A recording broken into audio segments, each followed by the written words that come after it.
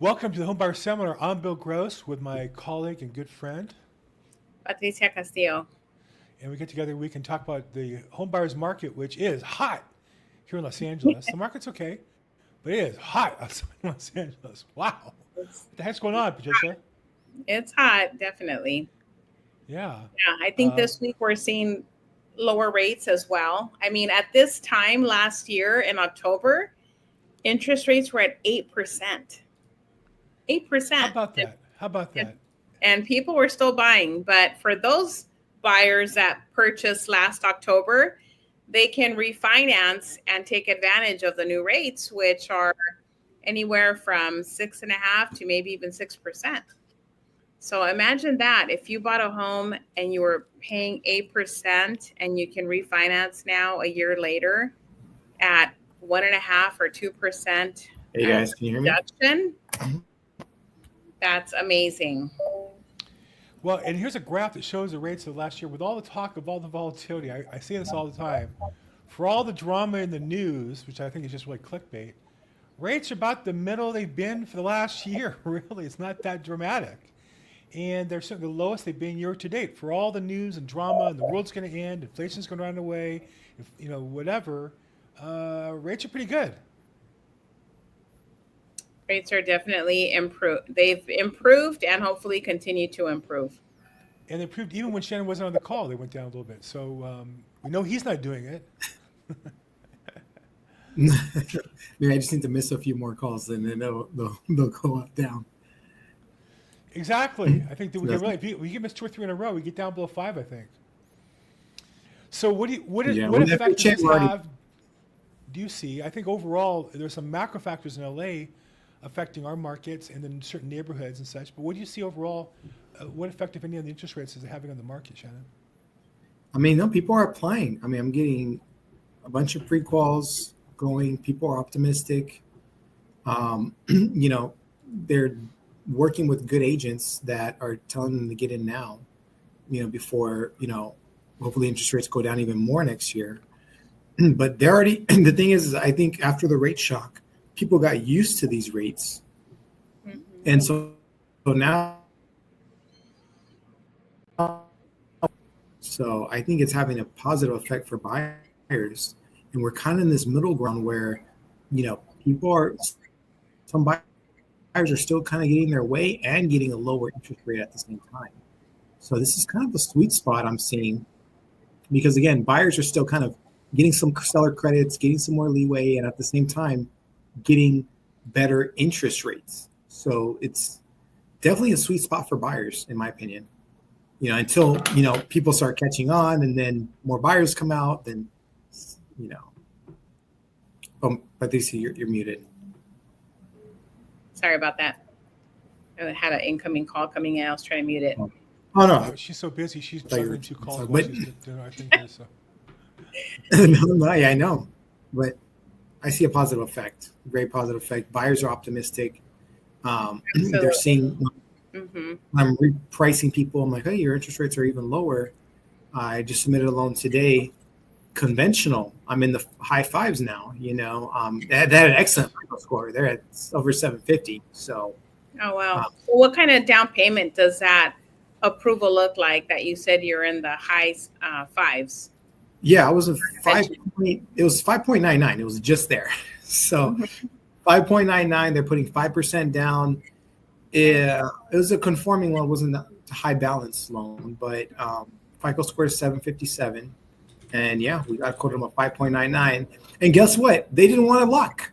They didn't want to lock. They wanted to gamble and see what tomorrow has to bring. So Wow. maybe again, the one day of, downward, or not, maybe a few days, Mhm. buyers so easy to forget and think, oh, it's gonna go lower. It's gonna go lower. So Yeah. Like, don't forget where we just came from. exactly. Take advantage of it now. I'm like, I always say, I think you should lock, but hey, it's up to you. Totally up to you. As a law officer, I'm not allowed to lock until you tell me. So they said, no, we want to wait. Let's wait till tomorrow. Hopefully it goes down even lower. And I said, well, that's not guaranteed. I mean, Right.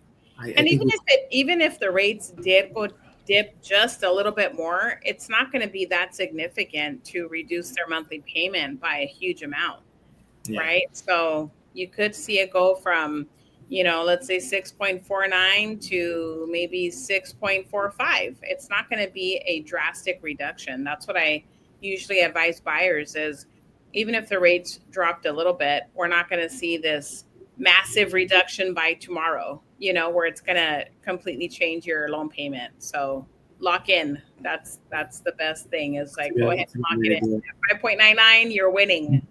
Yes. Indeed. In my experience, when rates jumped up more than 0.25% within a week, it was because of some, incredible economic news that portended overall, good news. Something dramatically good happened or bad happened to somebody who was a competitor of our economy. And when rates dropped a lot, the reason was always something terribly bad that you might not want to buy the house. Like when banks started failing or when, I remember during the global recession. And so just because the rates drop, might drop 0.25%, doesn't mean you want to buy the house. On the flip side, but if you can lock and guarantee the rate, then the economy gets better. You're locked in at a good rate, and I think that generally speaking, rates don't change that much within a 2-week period. So certainly, if you're in escrow, you should lock it down. Make sure you're able to close on the deal, and then if it does go down, odds are it will continue to go down, and more likely in the long run, and you'll catch that a little bit more profit down the road. So again, it's a challenge. It's kind of like rolling the dice. If you wanted to bet, I always tell customers, if you want to bet on the interest rate market, you can buy options on treasury bills on your, like an E-Trade account. You could sell treasury bills, and if they go down, you'll make money, and you can buy them, and if they go up, you make money. So you can play the market. This house, though, if you can afford the house and can close the deal. Exactly. Exactly. So I think this is a great time for buyers. If you're out there, this is a great time because interest rates are starting to dip a little. Again, some markets I don't see sellers catching on just yet, but they will. They for sure will, especially if they have a great agent like Patricia or Bill. They're gonna start realizing they might start feeling more buyers coming out of the woodworks, more buyers coming out, and those multiple offers may start happening. I know they're already happening in certain markets. Yeah, I was going to say they're happening now. I mean, certain areas, like you said, like Glendora, for example, that's a hot area right now. Yeah. Especially homes that are updated, that are in turnkey condition. I have a client that's interested in writing an offer on a property that we saw out there in that area, and it's a gorgeous, gorgeous home, and they're willing to pay $100,000 over asking. Wow. So talk about competitive, right? I mean, that's how much they really, really love this home and the location. So yes, the market is competitive in certain areas. I do have a client too in Montebello too that paid, I think, like $80,000 over asking, even though I did appraise for that. But yeah. And so like these little certain pockets, but then I have another client in Victorville, so they won easily on that property. So it just depends on the area and the situation. I agree with you. Definitely especially in Southern California, each city is its own economy. It almost feels like, in a way. So, but I think it's demand. Yeah. Yeah, for sure. And certain properties too. There could be one, like I have one in Palmdale that they're getting, has a little back house. That's what they wanted, and I guess they ended up in multiples, and so nice. I'm having to shorten my loan contingencies. Both of these, have very short loan contingency periods, but it's fine. Hey, we work and work it out and show everyone we can do it. So that's another thing is getting all your paperwork in order. And I tell people, especially if you're going FHA, they're going to want to know everything about you. So I ask for forgiveness up front because it's always a hassle. And I got this question asked before, Ken, if I have an FHA loan, can I get another FHA loan? And the answer is yes, under certain circumstances. It either has to be closer to your job, it has to be certain miles away from your current property, you have to be upgrading, or it has to make sense. has to make sense somehow, some way. If this underwriter looks at this and says, okay, well, is he just playing the system, or okay, it looks like he doesn't want a community anymore. He's living in Palmdale, working in LA. He wants to buy in the Valley now. Okay, makes sense, right? Or hey, he's upgrading from a 2-bedroom to a 3-2. Makes sense. But if again, it just has to make sense. If you're trying to game the system, it's not a way to do it. So, but yeah, I had that. For that.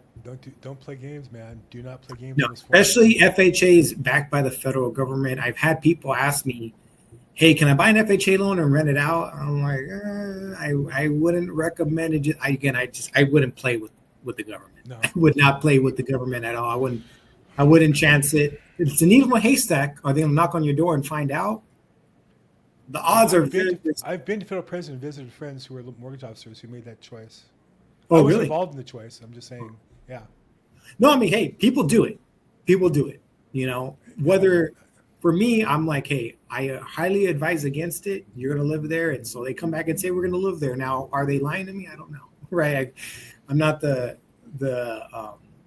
truth police, but if we're doing an FHA loan, I have to believe that you're going to live there as a loan officer, because that's something that I have to slap my license on. And don't do the crime if you can't do the time.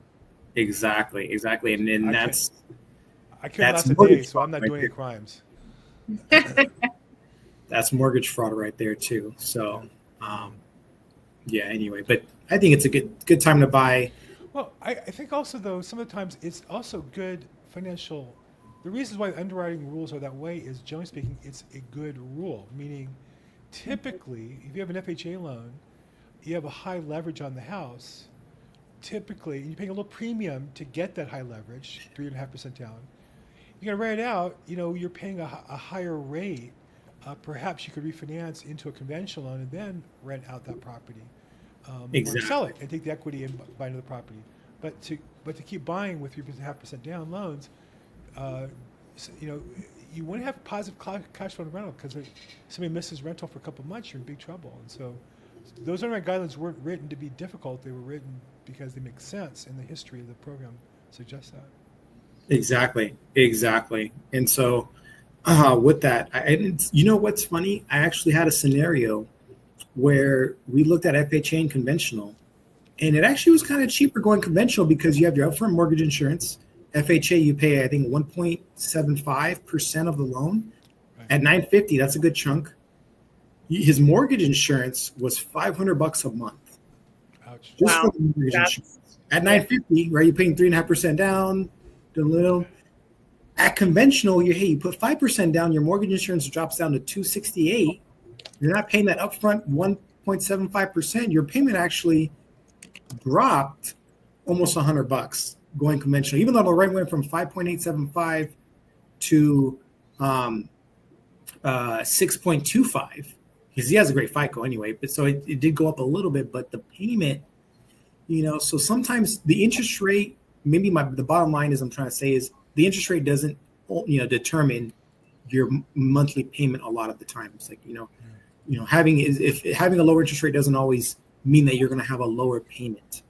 Right. There's other factors like mortgage insurance, like that premium that they charge up front. So, for those people out there, having the lowest interest rate, again, doesn't always mean you're going to have the lowest payment, especially when you start getting up there in price, and that mortgage insurance starts really kicking in. So at $500, that's kicked in for me. Yeah. That's considered being kicked in. Yeah. So again, going conventional is a lot cheaper. Again, but he's just focused on the rate. Like, oh, but the rate's gonna be low. I'm like, yeah, but your monthly payment is gonna be lower. So don't look at just the rate. Look at your monthly payment and what you're paying for. And essentially, it's still a fairly cheaper loan than going with this option. So again, things that you talk to with your loan officer. Okay. Well, I got to kind of wrap up myself today a little earlier. The market's hot. I just opened an escrow, and I got two other closings in the next 30 days. So this has been great. And if you want to get into the game, Patricia, how can we get a hold of you? I think you're muted. Patricia, how can we get a hold of you if they want to buy a house, get ready to buy a house, see what's available, meet up with you in an open house, what's going on, how they get a hold of you? My cell number is the best way, 323-365-9909. Fantastic. And she works on weekends, holds open houses, call her, and works on most Southern California, it seems like to me. Shannon, the lender, if someone get a hold of you and get pre-approved for a loan, what's the best way to do that?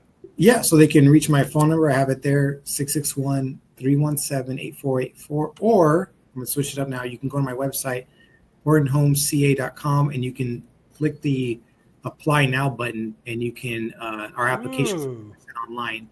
Fill out the application, upload your documents. We'll get you some answers within 24 hours. HortonHomesCA.com. Okay, there you go, Shannon. Upping his technology game. Way to go, man. We have to. Upping the game. We have Instead to. of the OnlyFans page, now you got the website. I know, right? I have to switch over. They're charging too much. And I'm Bill Gross, at Bill Gross Probate. If I can help, please reach out. We do this every week. We issue a new episode on Fridays, but we're available to talk to you about business anytime. If I can help in any way, please reach out. Patricia, thank you. Shannon, thank you. Have a great week, everybody. Thank We'll talk you. soon.